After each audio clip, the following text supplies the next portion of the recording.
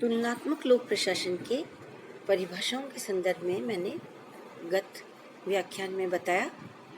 उसके आगे मैं आपको बताना चाहूँगी कि इस तुलनात्मक लोक प्रशासन के उद्देश्य क्या है।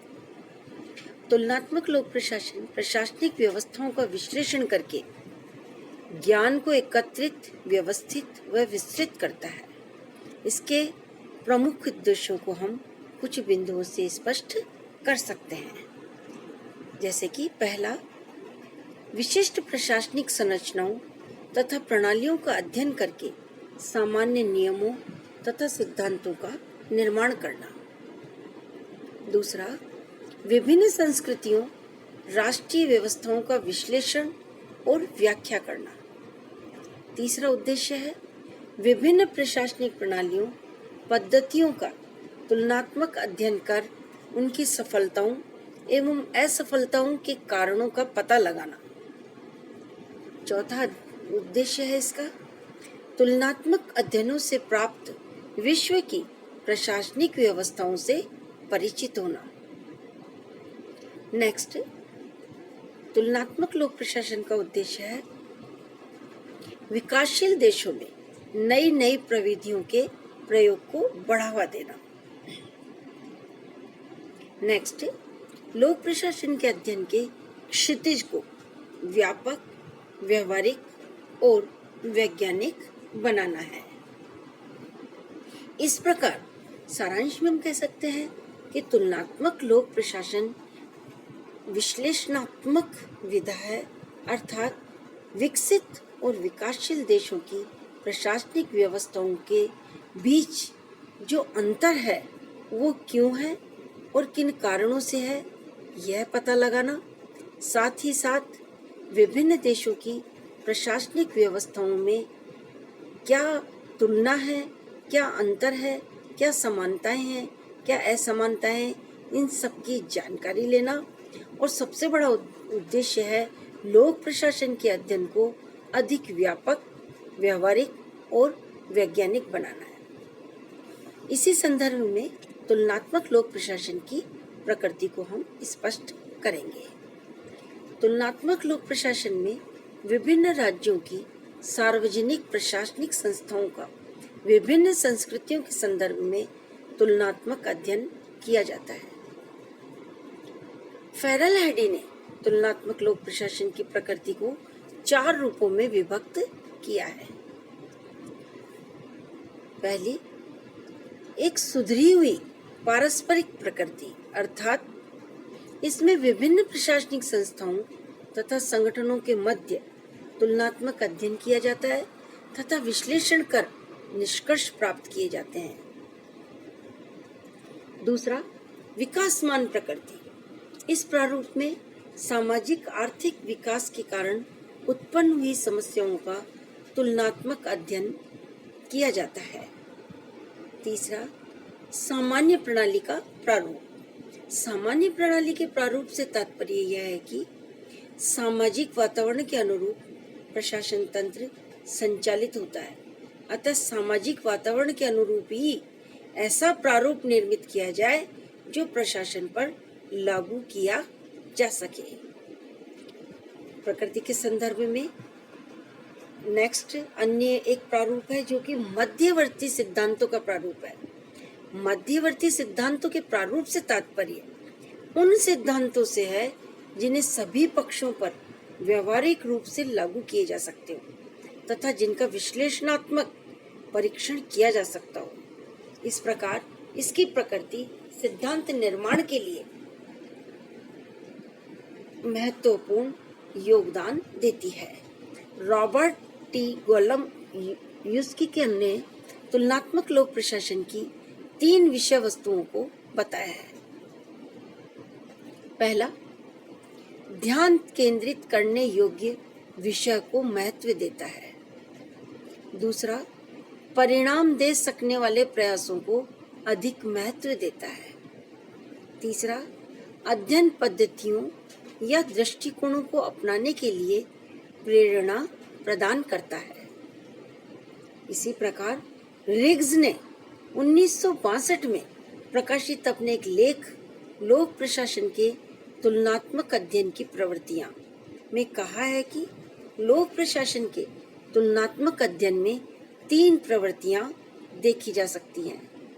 पहली, आदर्शात्मक से अनुभव संबंधी उन्मुखता। दूसरी, इडियोग्राफी से नोमोथेटिक अभिगम की ओर उन्मुखता। तीसरा, गैर पारिस्थितिकीय से पारिस्थितिकीय उन्मुखता। आदर्शात्मक से अनुभव संबंधी उन्मुखता से अभिप्राय है कि उन अध्ययनों से है जिनमें सिद्धांतों या नियमों के स्थान पर उन परिस्थितियों को अधिक महत्व दिया जाता है जो वास्तव में हमारे सामने हैं तथा प्रशासन को अधिक प्रभावित करती हैं। यह क्या होना चाहिए पर अधिक जोर देता है तथा समस्त विश्लेषण इसी पर केंद्रित होता है। कहने का अभिप्राय यह है कि सिद्धांत निर्माण में आदर्शात्मक अध्ययन के स्थान पर अनुभव मूलक अध्ययन होने चाहिए। आदर्शात्मक अध्ययन से तात्पर्य है उसमें सिद्धांतों को महत्व दिया जाता है, साथ ही साथ उसमें क्या होना चाहिए पर अधिक जोर दिया जाता है और क्या एक आदर्शात्मकता के आधार पर सिद्धांत का निर्माण किया जाता है। समस्त विश्लेषण इसी पर केंद्रित होता है। अनुभव मूलक अध्ययन से हमारा अभिप्राय है व्यवहारवादी आंदोलन ने लोक प्रशासन सहित सभी सामाजिक विज्ञानों में वास्तविकता पर बल दिया जो मानव व्यवहार को महत्वपूर्ण मानता है। यह प्रशासनिक अनुसंधान में अनुभव पर विशेष बल देता है। अनुभव संबंध अध्ययन में प्रशासनिक वास्तविकता को समझने का प्रयास किया जाता है तथा यह क्या होना चाहिए के स्थान पर क्या है पर अधिक बल देता है। रिग्स का मत है कि शनि शनि तुलनात्मक लोक प्रशासन के अध्ययन अपने पारंपरिक आदर्शात्मक स्वरूप को त्याग कर अनुभव संबंधी विशेषताएं ग्रहण कर रहे हैं। इडियोग्राफिक से नोमोथेटिक अभिगम की ओर उन्मुखता। इससे अभिप्राय है कि इस अध्ययन में किसी एक संगठन, एक प्रशासनिक समस्या, एक विशेष ऐतिहासिक घटना, एक संस्था, एक राष्ट्र, एक सांस्कृतिक क्षेत्र या एक विशेष जीवनी का अध्ययन किया जाता है। वास्तव में यह अध्ययन विशिष्टता एवं संकीर्णता लिए हुए होता है। इडियोग्राफिक अध्ययन विशिष्टता के ऊपर आधारित होता है। नोमोथेटिक अध्ययन इसमें सामान्यीकरण तथा परिकल्पनाओं के निर्माण का प्रयत्न किया जाता है जिसमें व्यवहार की नियमितताओं एवं घटकों के सह संबंध को प्रतिपादित किया जाता है। नोमोथेटिक अध्ययन में गहन तुलनात्मक विश्लेषण का आधार होता है तथा इस आधार पर सिद्धांत निर्माण पर जोर दिया जाता है। इस प्रकार इडियोग्राफिक तथा नोमोथेटिक दोनों शब्द रिग्स द्वारा रचित है तथा रिग्स के अनुसार तुलनात्मक लोक प्रशासन इडियोग्राफिक स्वरूप छोड़कर नोमोथेटिक रूप ग्रहण कर रहे हैं। गैर पारिस्थितिकीय से पारिस्थितिकीय उन्मुखता।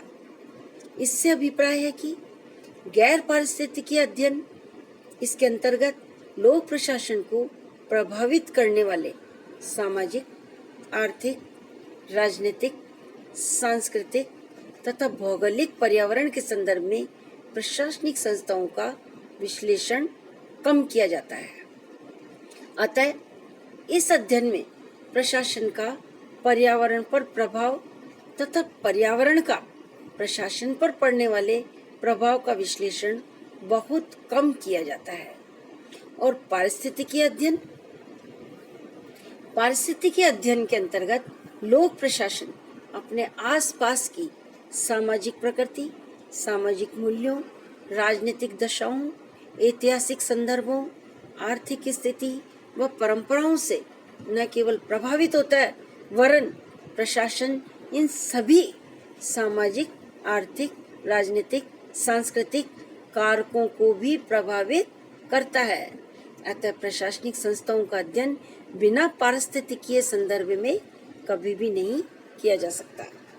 रिग्स ने तुलनात्मक लोक प्रशासन के अध्ययनों में पारिस्थितिकीय संदर्भ को समझने पर विशेष बल दिया है। तुलनात्मक लोक प्रशासन का अध्ययन क्षेत्र अपने आप में धीरे धीरे एक विशाल रूप ग्रहण करता जा रहा है। तुलनात्मक लोक प्रशासन का आधार लोक प्रशासन का अध्ययन है। लोक प्रशासन और प्रशासकीय व्यवस्थाओं के अध्ययन के लिए इसमें तुलनात्मक दृष्टिकोण को अपनाया गया है। सामान्यतः तुलनात्मक लोक प्रशासन के अध्ययन क्षेत्र को 3 स्तरों में विभक्त किया जा सकता है। एक तो है वृद्धि स्तरीय अध्ययन। इसमें किसी देश की संपूर्ण प्रशासकीय व्यवस्था का तुलनात्मक अध्ययन दूसरे देश की संपूर्ण प्रशासकीय व्यवस्था के साथ किया जाता है। यह अध्ययन दोनों देशों के पर्यावरण के उचित संदर्भ में किया जाता है। जैसे अमेरिका की प्रशासनिक व्यवस्था का फ्रांस की प्रशासनिक व्यवस्था के साथ या भारत की प्रशासनिक व्यवस्था का ब्रिटेन के साथ तुलनात्मक विश्लेषण किया जाता है। यह अध्ययन आर्थिक, सामाजिक और सांस्कृतिक पर्यावरण के संदर्भ में किया जाता है। तुलनात्मक लोक प्रशासन का यह विस्तृत एवं व्यापक क्षेत्र है। दूसरा है मध्य स्तरीय अध्ययन। प्रशासन के मध्यवर्ती क्षेत्र के अंतर्गत किसी एक महत्वपूर्ण भाग या अंग की तुलना की जाती है जो आकार और क्षेत्र में न तो बहुत व्यापक होता है और न ही अत्यंत सूक्ष्म होता है। इन अध्ययनों में 2 देशों के प्रशासन के किसी एक भाग, एक अंग, एक संस्था की तुलना की जाती है। जैसे भारत की नौकरशाही की तुलना ब्रिटेन की नौकरशाही से करना या अमेरिका के स्थानीय शासन की तुलना भारत के स्थानीय शासन से करना। इसमें प्रशासन के एक बहुत बड़े भाग की तुलना दूसरे देश की उसी स्तर की प्रशासनिक व्यवस्था के साथ किया जाता है। तीसरा क्षेत्र का स्तर है लघु स्तरीय अध्ययन। वर्तमान में तुलनात्मक लोक प्रशासन में लघु स्तरीय अध्ययन ज्यादा प्रचलित है। इसमें प्रशासन की किसी एक इकाई, एक गंभीर समस्या, एक विशिष्ट समस्या, किसी प्रक्रिया की तुलना दूसरी प्रशासनिक व्यवस्था के साथ की जाती है। जैसे भ्रष्टाचार, उच्च सेवाओं में भर्ती, हड़ताल इत्यादि किसी एक बिंदु को लेकर उसका सूक्ष्म अध्ययन किया जाता है और इस प्रकार अध्ययन का क्षेत्र अति लघु हो जाता है। इस प्रकार तुलनात्मक लोक प्रशासन के क्षेत्र के विभिन्न दृष्टिकोण है, विभिन्न आयाम है। अब है तुलनात्मक लोक प्रशासन में के कार्य की प्रकृति की दृष्टि से तुलना इस प्रकार भी हो सकती है। अर्थात तुलनात्मक लोक प्रशासन में कार्य प्रकृति की दृष्टि से किस प्रकार तुलना की जाए। पहला, अंतर्राष्ट्रीय। इसमें 2 देशों के मध्य प्रशासनिक व्यवस्थाओं का तुलनात्मक अध्ययन किया जाता है। जैसे भारत और ब्रिटेन के लोक प्रशासन की तुलना। दूसरा, अंतर्देशीय। इसमें एक ही देश की 2 संस्थाओं का तुलनात्मक अध्ययन किया जाता है।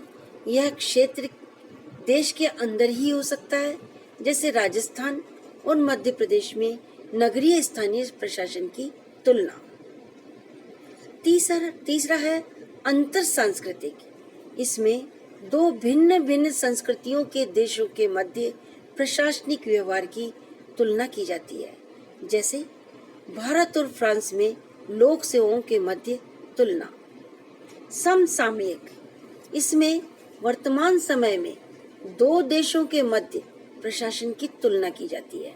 जैसे वर्तमान में भारत की अमेरिका की प्रशासनिक व्यवस्था से तुलना समसामयिक है।